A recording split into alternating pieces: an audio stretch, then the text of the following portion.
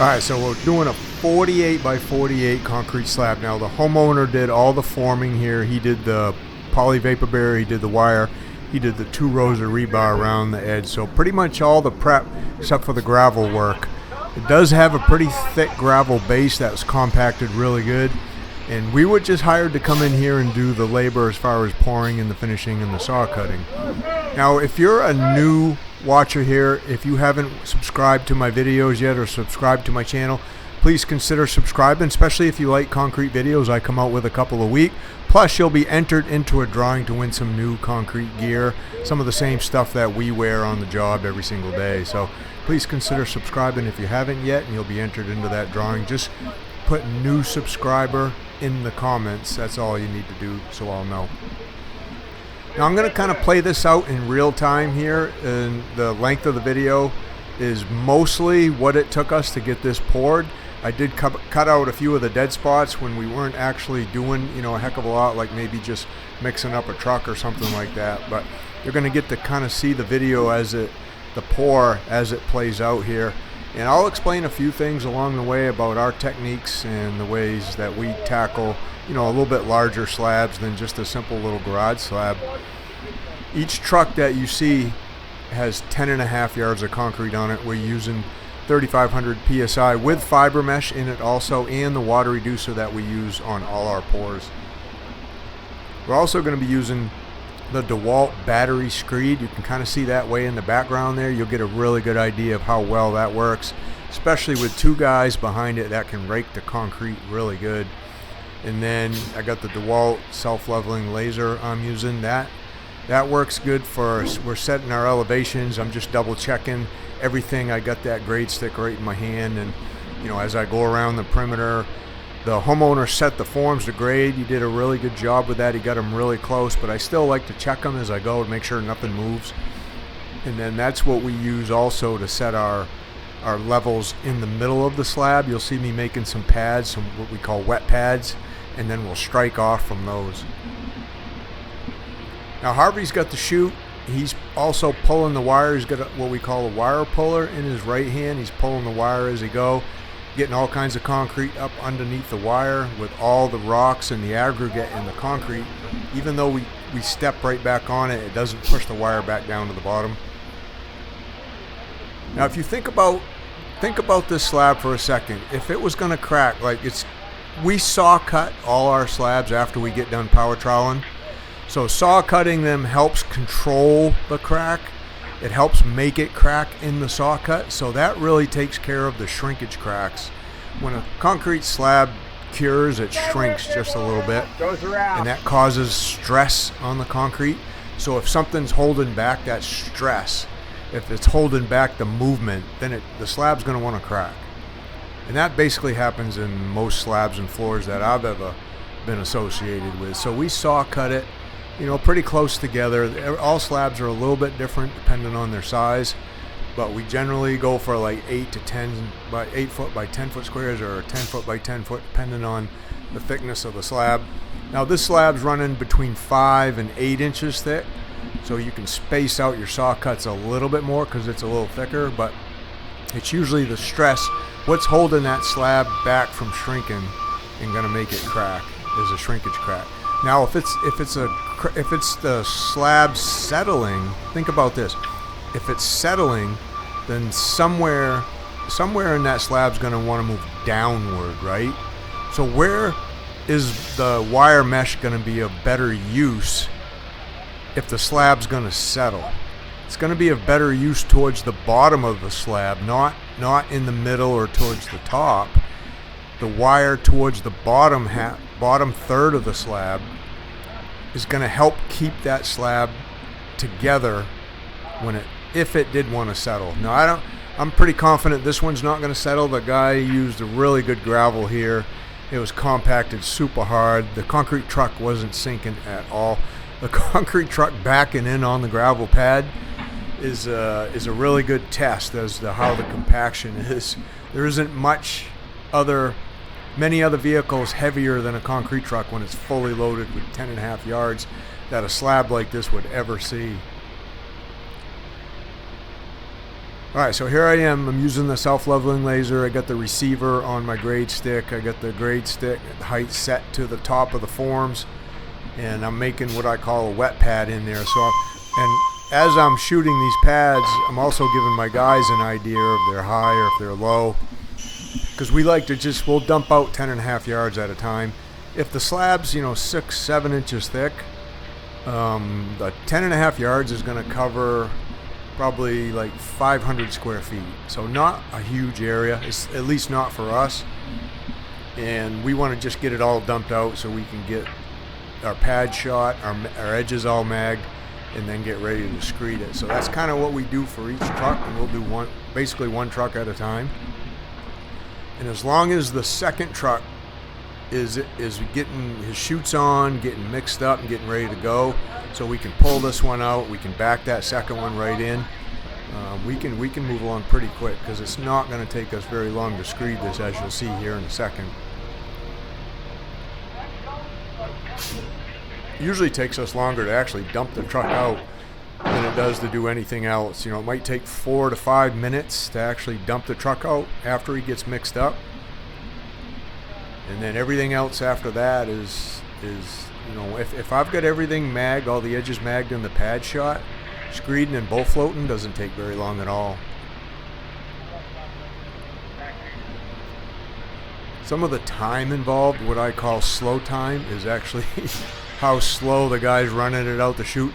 A lot of times we'll have to tell them to keep, hey, turn that up a little bit. Let's empty this out a little bit faster so he can rotate his drum a little faster and we can get this dumped out. Because when a slab's this thick, I mean, if you just run it as slow as he's running it right now, then it feels like it's taken forever just to get enough concrete up to height that, if you got a couple good rakers like Darren and Luke right there, you can dump concrete out a lot faster than what these guys are doing right now.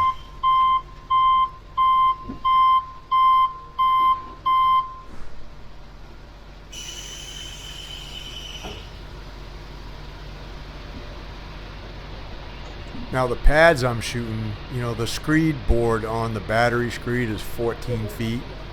So I'll make my pads about, 13, 14 feet away from the forms, and then roughly the same distance away from each other, so around 13, 14 feet. And we call those bays, so we got one bay over here to the right, one bay to the left, and then we screed each bay down one by one. And that's kind of how we attack the whole slab that same way. You can see I'm pushing away quite a bit of concrete. That means the guys got it a little bit high as they were just raking it out. That's why it's nice to have a guy right on the grade stick as they're pouring so they can get a little bit better idea. Now this is what we call just striking off our pads and giving us, this is the grade we go by in the middle of the slab once we strike that off. Luke's running the battery screed. You got Harvey here in the orange, Darren over there in the gray sweatshirt. This is raking 101. This is like the best. This is how you want to rake concrete behind a battery screed or even a gas-powered screed.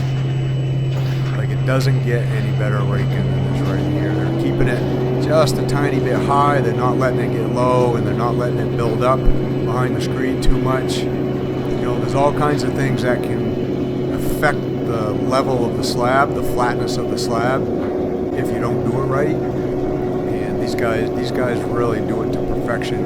If you want to learn how to puddle, we call it puddling, but if you want to learn how to rake concrete behind a battery screen, this is the way you want to do it right here. Just in rhythm, back and forth. You're not stopping. You're just keeping the concrete right at the right level for the guy running the screen. So all he basically does is, Luke's watching his two ends, making sure his two ends are scoring. He's keeping the board kind of basically flat on the slab, kind of cutting the concrete backwards, and he's just moving slow and steady, and that gives you a really nice flat surface right there to bow float. There, you can see how nice that looks under the bow float. No humps, no gaps, just down and back, and it's bow floated. That's when you know you've done a good job screeding the concrete. So truck number 2, You know, truck number 3 is here. He's off the screen, so he should be getting his chutes on, getting ready to mix up. You know, what we like is when the next truck shows up behind the one that we're pouring, is the guy to get out and just say, hey, you ready for me to mix? You want me to wait a minute? What do you want me to do? And then we tell him what we want, instead of him just showing up and just starting to mix, and you know, without really asking us what we want him to do.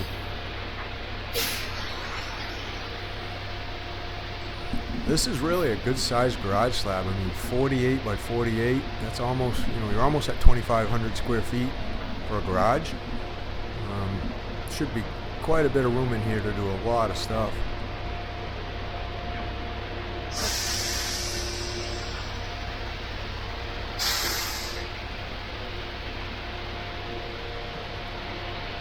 I'm getting quite a swing on this bay compared to the first one. You know, we wanted to get that first truck in here, get him into this corner where if the sun does come up over the trees, like this corner is going to be in the shade pretty much all day because the sun doesn't get that high. This is late in the fall here in Maine. It's in October.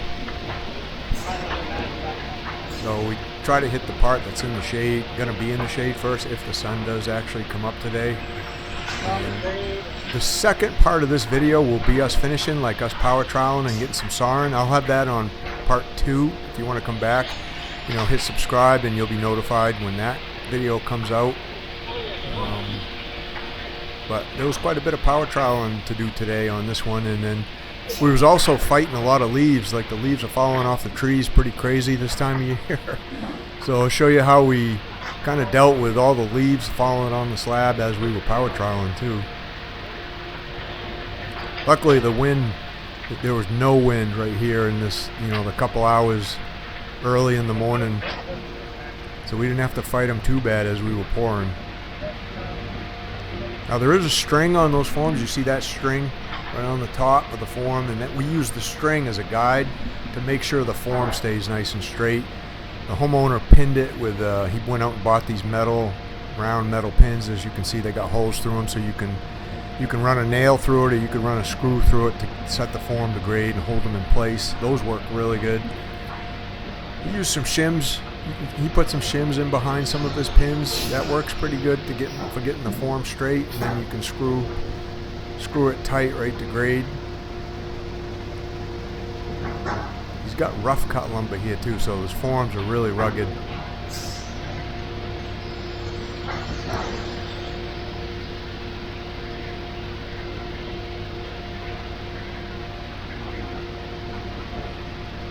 Yeah, watching the video back like this now, we could have actually probably had the concrete truck driver run his drum a little bit faster. As you can see, the boys are kind of standing around waiting for the concrete to come out. As thick as this slab was, I think we could have run it a little bit faster. Sometimes some of these trucks, they'll have what we call a big fin and a little fin inside the drum, you know, and then so the concrete will come out fast for a little bit, and then it will slow down for a little bit, and then it will come out fast again, then slow down based on the size of the fins inside the drum.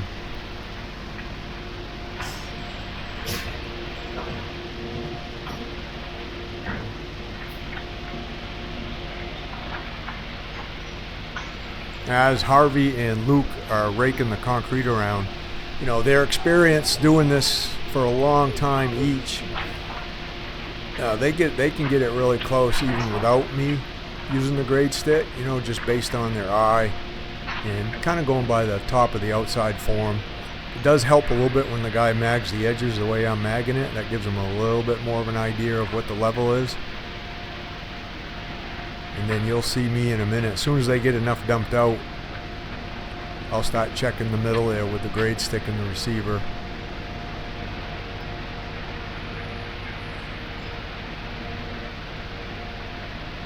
So the poly vapor barrier underneath the wire, you know, that's there to help keep moisture from coming from the ground up through the slab. That way, if you ever want to do anything to the top of the slab, you know, paint it or epoxy it or any type of flooring or like that, you don't have to worry about moisture coming up through the slab. But what that does this time of year, like when the nights are really chilly, like sometimes they'll get down into the 30s at night in October here in Maine, and then the sun comes up and temperatures warm up to, let's say, usually in the 50s or 60s in October. So when there's such a big temperature swing like that, when you show up early in the morning, everything's really cold. The ground's cold, obviously the plastic's cold, the wire's cold, and they haven't started using warm water in the concrete yet.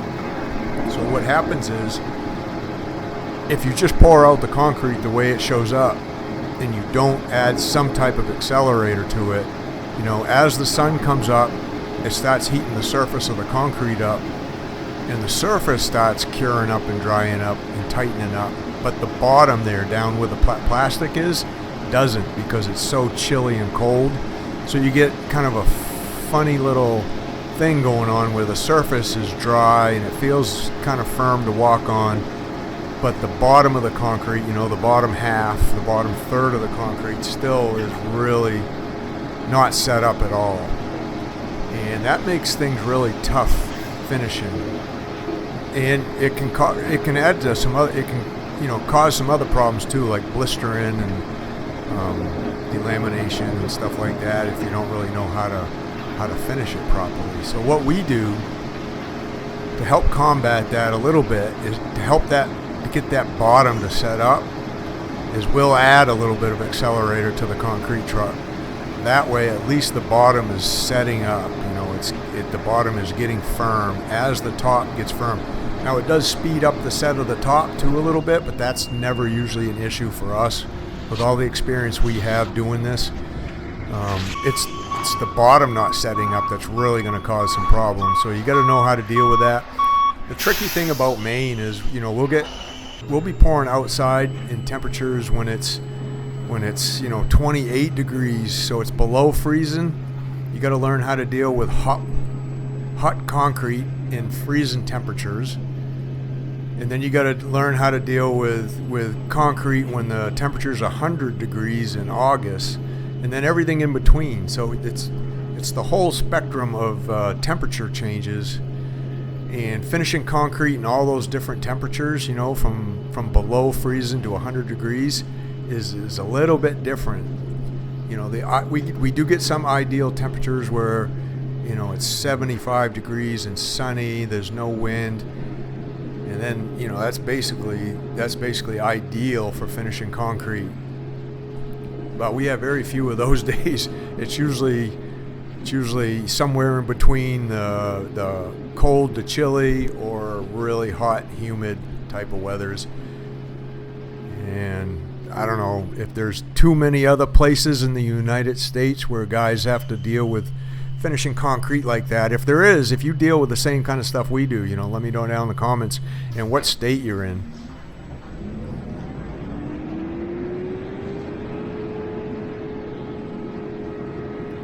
This is a really, really good video to show how easy it is to screed concrete with that DeWalt battery screed.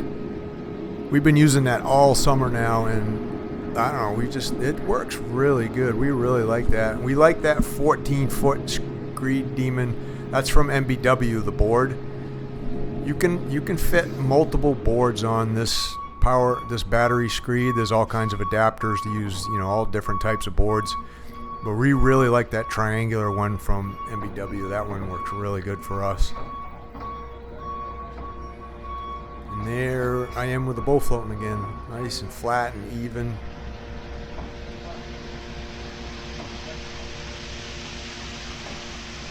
So the guys are on the third truck now. Like I said, he was out there mixing up. We put a little bit of accelerator in him, got that into him so he could mix that in, kind of as he was waiting for us to get that second truck dumped. And the strategy for this one is we want to dump this third truck and dump him next to and finish off where he's going to butt up to the first truck, just in case that first truck starts setting up. We want to get him as close to these trucks in line. We got a little bit of the second truck butting up against the first truck. Now we want the third truck to finish off that edge of the first truck.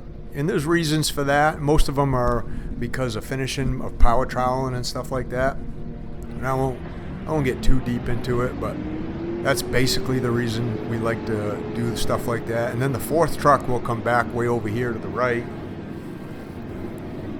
and dump him off there. And I'm showing you a little bit of me bull floating, so, you know, and the way, what I get a lot is, you know, hey, you're supposed to bull float in 90 degrees to the way you screed. And that might be good advice for people who don't screed very well or don't get things flat when they screed, because the bull float will help flatten that out a little bit. But the way we screed concrete, you know, we've been doing it our whole lives. It's all we ever do, basically every day, Monday through Friday, and sometimes on Saturday we're pouring concrete.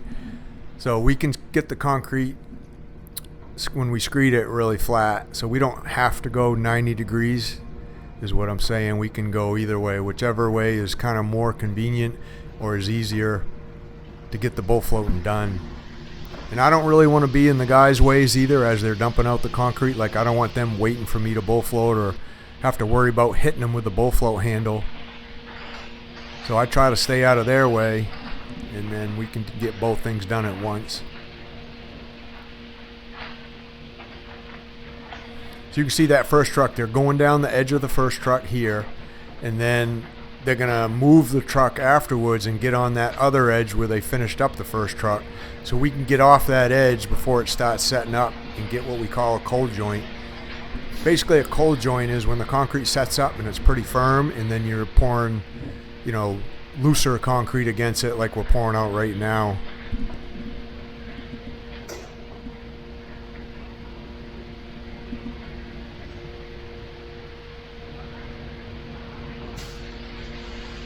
That really gives you a good idea, just kind of how slow it is to get the concrete out of the truck.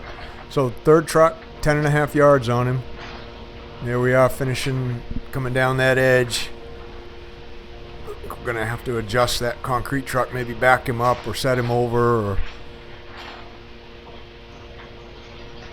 And as Harvey, you can see he's in the orange. As he's stepping on some of that concrete of the first truck, you can already tell it's starting to set up a little bit just by his boot prints. His boot prints don't fill back in, which means that concrete's setting up a little bit. We want to just get off it, you know, get screeded off it before it sets up too much. We do like the fact that it's setting up, especially since it's going to mostly be in the shade. You just don't want it to set up too much before we get the slab in.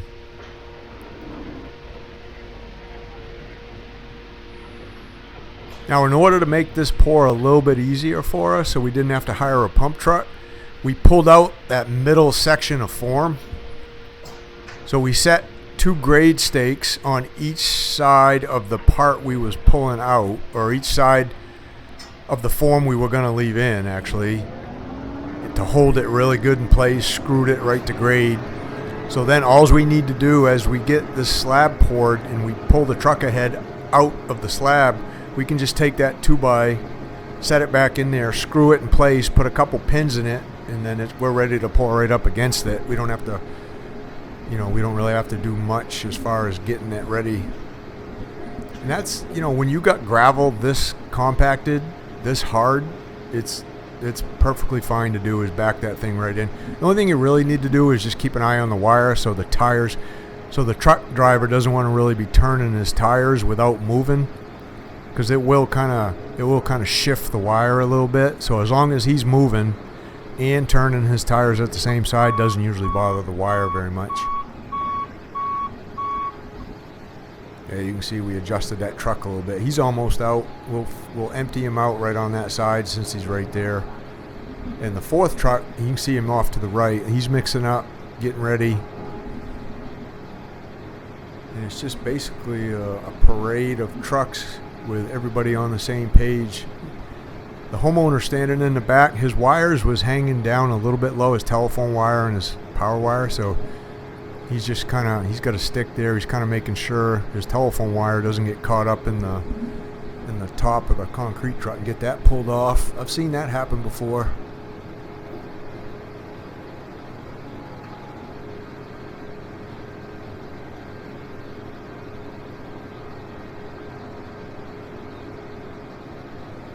You see Darren's still pulling the wire. Harvey's always pulling the wire with his rake. Just making sure the wire's up into the concrete, and then that's good. That's good. We don't need to put chairs under it, slab bolsters, or whatever else you guys call them.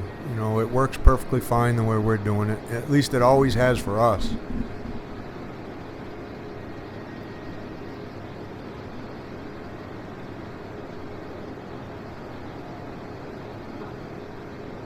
You know, the real key to keep your concrete slabs and floors from just cracking wherever they want to is two real things. Really three. You know, your mix in your mix design, you don't want to pour the concrete like super wet, especially if you don't have water reducer or super plasticizer in it, right? Like we have what we call a high range water reducer, so we can pour a 7 or 8 inch slump. Doesn't really affect the strength at all. Doesn't make the slab shrink anymore. That's what the water reducer is for. So the mix design, and then your sub base. If you got a crappy sub base, you know, you're on soft sand, or maybe you don't have any gravel under it, that's not compacted, then the slab's going to want to settle. Whether you drive a car on it or what, it's going to want to settle as it moves over time. If you got a good hard compacted sub base like this one, good hard gravel, 3/4 crushed stone in it, stuff that packs really hard, then your slab's not going to settle. It's definitely not going to crack from settling, and it's probably not going to crack from heaving either, because this kind of gravel is not going to heave in the winter. And then the third thing is, you know, just not sawing joints, or not putting joints in it, or not sawing them close enough together, or not sawing them the same day. Coming back the next day to saw these joints in this, the slab's probably already cracked somewhere. You might not notice it, but it probably already has like a micro crack in it somewhere, a shrinkage crack. And that's just normal. That's part of what concrete does as it shrinks. Like I said, the stress causes it to crack. So sawing it the same day with some type of early entry saw right after you get done power troweling really controls almost all the shrinkage cracks you're ever going to get in concrete. Just knowing how to do it right.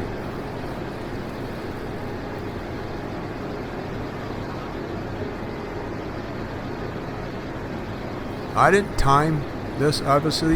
You know, looking back at the video though, I would say just getting the concrete off the truck took at least probably half the amount of time to get this slab poured. And you can see we're kind of just standing around waiting for it, telling the guy to speed it up a little bit.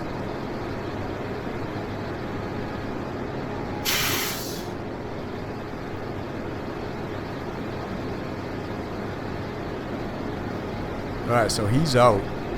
That 10.5 yards is done. We're going to scrape that down the chute, get him out of the way. And hopefully that fourth guy is all ready to go.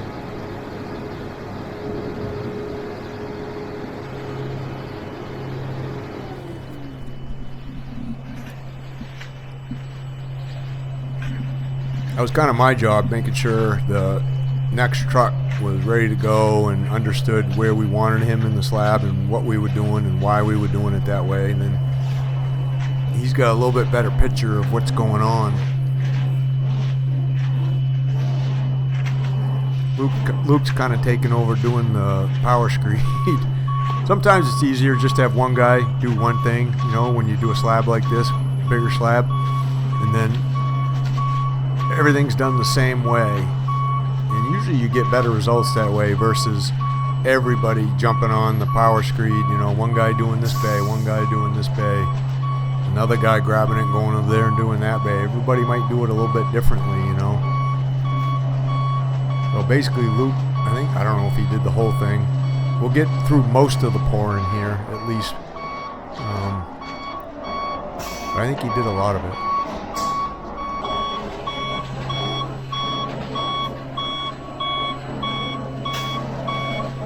It's also, you know, when you got a slab this size and the thickness of the slab goes from basically 5 inches in spots to 8 inches, it's tough to figure concrete too. You don't want to run out. You know, we're about an hour away from the concrete plant here. So if we go with let's say we go with 4 trucks and a balance, you know, then we got to dump out 4 trucks, figure what the balance of yardage would be, call the guy, have him load the truck, send it to the job, you know, then he's at least an hour behind the 4th truck, and probably maybe 2.5 hours behind the 1st truck. So we don't like doing that. So what I do is I show up, you know, in advance, a day before, 2 days before, whatever, a week before, get out my laser, check the top of the forms for level, and then I'll check the thicknesses in multiple spots. Let's say 20, 25 spots. I'll check where the thicknesses are.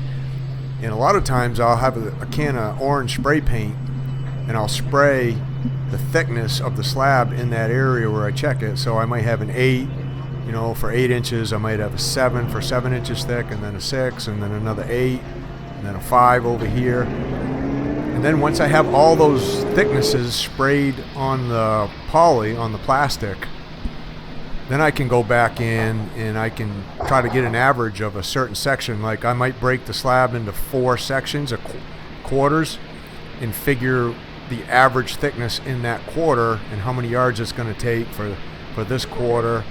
And then I'll do that on all 4 quarters just to break it into a little bit smaller sections. And then I'll come up with my total yardage. And then I'll usually add a little bit more on top of that just to make sure we don't run out. Now when the subgrade, when the gravel grade is really close, like when it's within an inch, you know, maybe a 1/2 inch high or a 1/2 inch low to where you want it, that makes figuring concrete a lot more easy and a lot more accurate, and you don't waste any that way, really.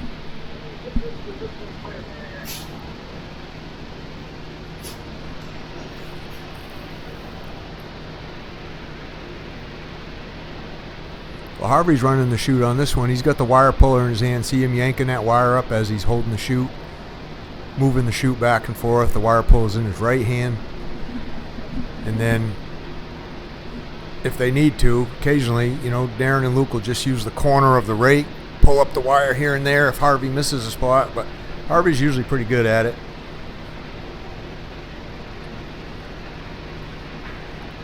And I'm just keeping, right now, I'm just keeping the back end of things going. So I'm getting the 5th truck, telling him what we want. Plus I'm getting the bull floating done. And then I still got to get back. I got to mag the edges, get them smoothed out, and get the receiver in the grade stick so I can shoot pads in the middle. So the guys, you know, they know if they're high or low or not, and then they can strike them off. You know, and they can do that too. It's not like I need to do all that stuff. They all know how to do it.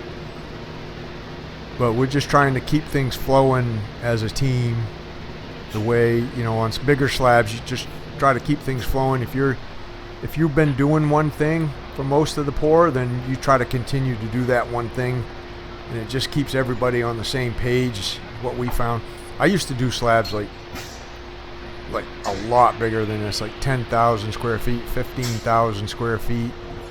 And usually at the beginning of the pour, if you jumped on, let's say you jumped on the screed, or you jumped on the bull float, or you were the guy making pads, and you ended up doing that for pretty much the whole pour. And you know, like if I had the screed, like we strike off by hand. Like when I was doing slabs that size, we didn't have battery screeds like this or big power screeds. We would screed everything by hand. So if I jumped on the screed, I would just stay right on it, and I'd do that whole 15,000 square feet with another guy. And that was all we would do for the pour, and then we would jump right back on power trowels as soon as we got done pouring usually. There, I'm checking the height. I think the guy's got it pretty close. There's my X. That says you're right on grade. Now the guys can, you know, they can figure out, hey, are we high, are we low right there? We can push a little more in or pull a little bit more out. They look like they might be a tiny bit low, so they pulled a little bit in there, and then I can jump right on the edges.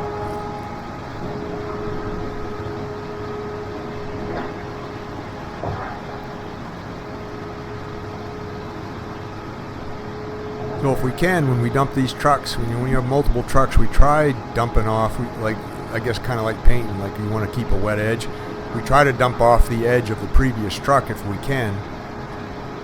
If the slab's really big, you know, let's say it's twice as big as this, it's 100, almost 100 by 100, then you're kind of moving from truck 1, you'll dump truck 2 next to it. You might come back and dump truck 3 on the part of truck 1 that you didn't get with 2, and then you go truck 4 would move over to where truck 2 was. I know it's probably hard to picture, but there was a little bit of a sequence and a science behind it, and some of that's based on how you're going to power trowel it too. You didn't just want to skip trucks randomly all over the place, and you know, you kind of want the finishing part to move in the same direction as the concrete cures and sets up and gets firm. It just makes power troweling a lot easier.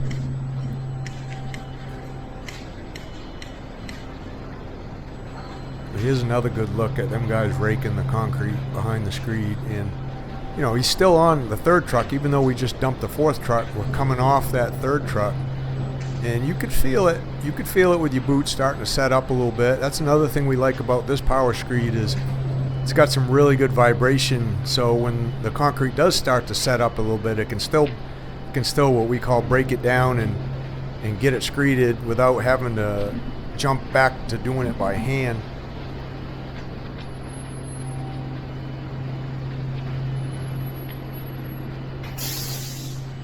Another thing that Luke does that you probably don't notice is as he's stepping back, he's kind of making sure his boot prints are filled in, so the guys don't have to rake concrete in front of his boots. And sometimes you might hit him at the wrong time and catch his foot, and you know, you don't want to trip him, you don't want to make him go off balance, so he's just kind of pushing a little concrete back in there where he pulls his boot out.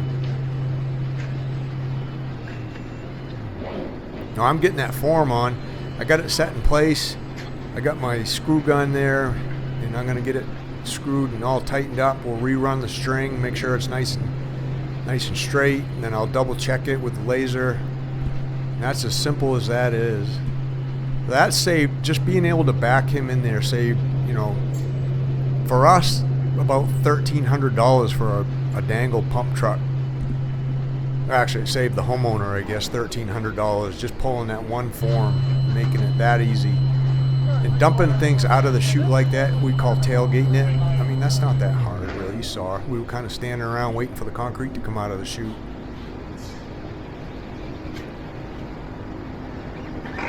Now you can start seeing the sun coming up. So it looks like we're going to get a little sun today, but it isn't really going to reach the whole slab because of the heights of the trees and how low the sun gets this time of year. That makes finishing a little tricky too. Like the part in the sun is gonna what I call dry. It's gonna firm up. It's gonna cure up twice as fast as the part in the shade this time of year. So it does make finishing a little tricky too. That in that aspect.